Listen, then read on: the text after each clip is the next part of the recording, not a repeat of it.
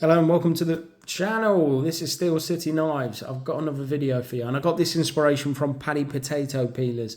And it was a while ago now, but like I say, I'm very behind on doing videos and things like that. But he was showing a nice jackknife that he bought second hand, and he was saying, how well it would do years your EDC, and talking about Etsy, how it's coming along now for the second hand.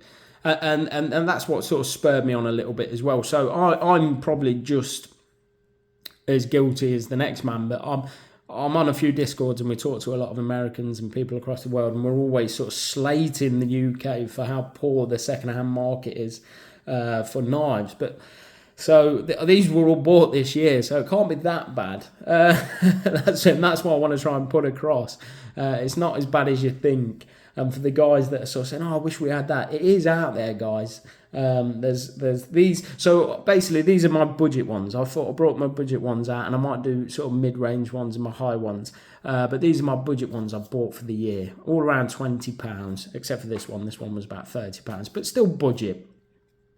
So what do you get for your money? You get a lot of these are made, all except for this one, are made in England, Sheffield, America, and Germany. So, you're getting, and they're really well built, really well put together. A lot of these knives on here are a lot older than me by decades, and they're still really, they're a good performing knife.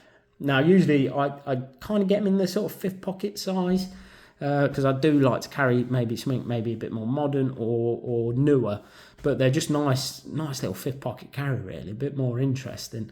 But yeah, so these are the budget ones I bought this year. I'm trying to keep this video short, and we're going to go over them. We're not going to go on about the history as such. I'm just going to give you a brief overview of the knife.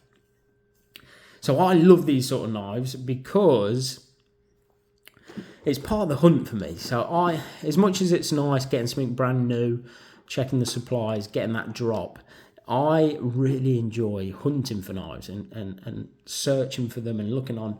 And Etsy is a perfect probably site for that. And then we have some designated secondhand dealers as well that I bought a few of these from. And if anybody's from the UK and are interested in that sort of thing, or want to know anywhere I got some of the knives or some of the good dealers on Etsy, just give us a shout. Put it in the comments and I'll get back to you. So share the knowledge, share the wealth. Because I've gone from, I search high, low for knives, and I really enjoy that. If I'm completely honest, I enjoy the sort of hunt for them.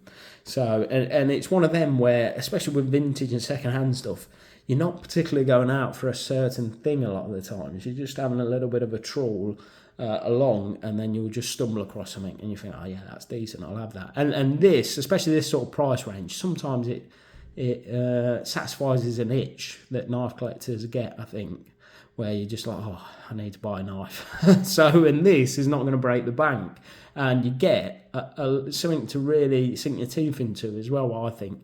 Because sometimes you'll get a knife that the seller don't know anything about. They don't even put the tang stamp, photograph of the tang stamp, so you have to zoom in. It might be just a vintage seller that sells a lot of vintage stuff and has come across some knives, a job lot or something like that. So, there's a lot to be said for these sort of knives, I think. So, right, quickly, let's. I don't want to make it a long one, guys. So let's go through a few. I've shown these all from this year as well. I've shown a few of these on the channel. I think I've shown this one before and this one. And maybe even the Boker. But should we get the Boker out of the way, seeing as that's the most expensive? I'll start with the Germans. So this is half Whittler. And I love that pattern. So what you're getting, so this was about just over £30. And what we're getting a German Soligen made knife with ebony covers and just really well put together. Now you're going to get a bit of patina. You can always get a bit of metal polish out and make them look a bit more nicer. Now this one's probably a bit more harder to do that because it's got the reverse etch, and you probably might end up taking that off. But that's the model. So it's the 240. This is not from 1978 to 1984. So it's older than me, and it's just a brilliant knife. It is a brilliant knife, and this thing all of them, they get wicked sharp. They really do. They're such a nice. Now, as you can see there, you might find the odd little defects, but they've had a life already, and they're probably earned their keep. This one was probably a bit of a showpiece, but just got a proud spring. First time I've noticed that, if I'm completely honest, in the open. But check the walk and talk out on it. So it's a Kang Tang. I mean, for how old it is, it always really does, make me smile. One little pen blade, but just really well put together knife. Like I say, you've got a bit of patina there, but look at the fit and finish on it. Absolutely spot on. So there's the. I'll just show you that blade tang stamp. So beautiful knife though. Really glad I got this one in my collection. So love it. Right, on to the next one. So I still need to, and I think I asked for a bit of information. I think there was a few people. I think Warthog said, but yeah, I've not researched this one, and I think there is a lot to research, to be fair. So there's the tang stamp, and then on the reverse, I've got to be careful because this thing is wicked sharp, and they all are. They really do take an edge. But yeah, it's just an equal-ended sort of pocket knife, really, but beautiful. This thing, let's have a look. How old's this one? This is from the 1960s. So 1960s. Like I say, you're going to get a bit of patina, but a lot of people like that anyway, don't they? But you can soon tidy it up. You probably there might be some that are that old that you'll only get it to a certain level because it's absolutely embedded in. But I think that this probably once was a pen blade and now it's a nice sheep's foot. Looks like it does need tidying up on that edge actually. But brilliant knife in hand. And really slim. So, right, that's Sologin. Let's have a look. Let's go to the one and only Japanese knife. This is an advertising knife from the 1960s. Really well put together. Funny story about this. I bought this and then a week later I seen the exact, well, it wasn't the exact pattern, but the exact advertisement on YouTube, believe it or not. So I couldn't believe it. So not too many of these probably floating around now. This is from the 1960s. I think it was a Jersey knife guy. I think Tom from Knife Delights bought him one. But here I had just the jackknife, both the knives coming out of here. But I've got the bottle opener on this with a little flat head on there. But yeah, I seen this and thought I've got to get it. And it's a brilliant knife for the age. There's your tang stamp, no maker, just stainless steel, Japan.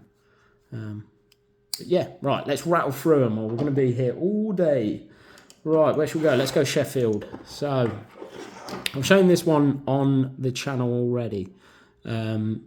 This one, I don't think I've got a date for it, but the company's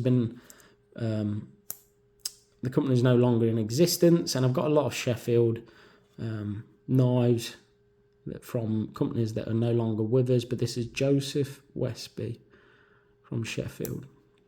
And the company that he made it for, I think this is a bit of one of these where they make it for, well, it is. It's one, they've got Lockwood and Carlisle Limited, Sheffield, and that company's no longer going either.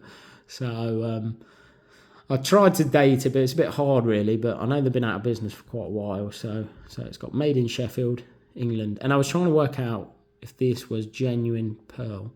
Now, pearl's really hard to work with because it cracks quite a lot. So it did make me think, but it's so iridescent that it may be. But yeah, it's got a nice little notch there for the smaller pen blade. This is just an equal-ended pen knife. Listen to the snap on it. But yeah, brilliant. And it's got a tang stamp on both the blades. Hand forged on that side. This thing, they are all so sharp. You do have to be careful with them because you'd be surprised. Look, how thin they are. But yeah, brilliant knife. I'm glad I got that one. Again, £20, Rough Rider money.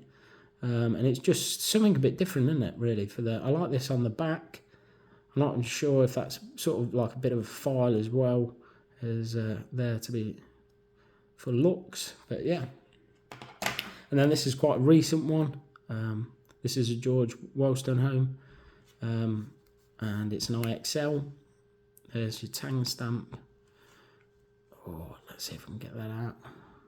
There we go. Let's see if it'll focus. There we go.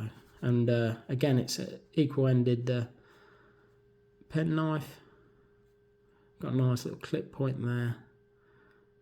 Not too much, not too many blemishes. And the walk and talk, absolutely crazy. For how old they are, that's what it just surprises me so much. The age of them, and that they've still got such good walk and talk, and then a little pen blade there. I think that's just, yeah, you listen to the snap on it. Beautiful. And really well put together. Really well put together. And the transitions are just seamless. And the bone on it. Try not to get my dirty hands, but absolutely stunning knife. Just a nice little fifth pocket dropper, really. I love it. I mean, what more do you want for £20? Just a bit of history. Like I say, a completely functional knife. You know, and something. I think that's beautiful. I don't know. People might think that's a rusty, but for me, that's spot on. Right, America. Let's have a look. So we'll get rid of this one because this one was bought as a bit of a doer-upper, I think. I knew it was battered. I got this for next to nothing. This is Camillus made. Have a look at that tang stamp there. This is sort of 1960 to 1976. Oh no, sorry, I'm looking at the wrong one here. Yeah, no, that's right. Yeah, it's the same as this one here, I think, actually. And they're the same. Let's have a look, actually. They are slightly... No, yeah, that's the right one. So same tang stamp. Camillus have a really good tang stamps, really, that are quite easy to date around sort of decades. So they do work quite well. But yeah, I bought this. I knew it was a bit battered. It's still got a nice bit of snap. It's a bit of a proud tip there.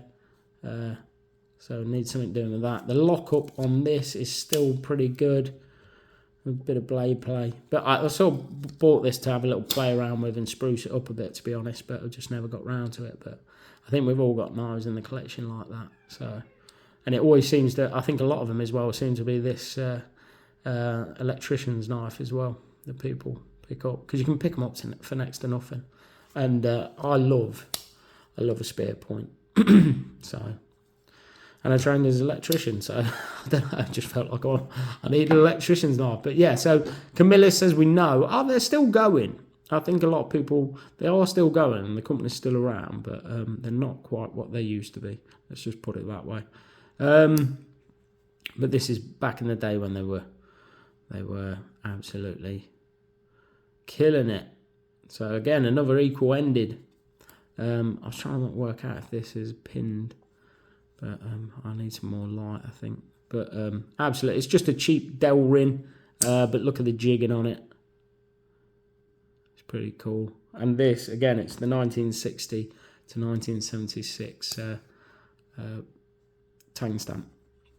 But got brilliant walk and talk. Right, I'm on 13 minutes, guys. I don't want to make it a long one. But yeah, I just wanted to show people what's out there, what we've got in the UK, what I've been picking up recently. And again, these are the budget ones. This is a lovely K-bar. What is it? The 1058. But yeah, USA, baby. So, and this is from the 80s.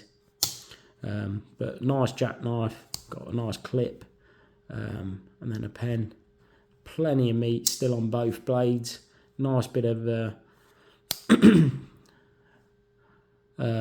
swedging on the top there, and nice, well put together knife. Really, I like this one. I do actually carry this one a bit since I've had it, but very nice. Yeah, so that was it, guys. I just wanted to put a video together, really, and talk about some of my vintage knives that I picked up this year. And like I say, you can get a lot for your money, really. You know, it's not for everybody, but some people don't really see the side of it, but for me, I love picking up these. And I'll probably scoop together all my more premium ones that have got a bit more history and are probably a bit more nicer. But thanks for watching. I'll see you on the next one. Cheers.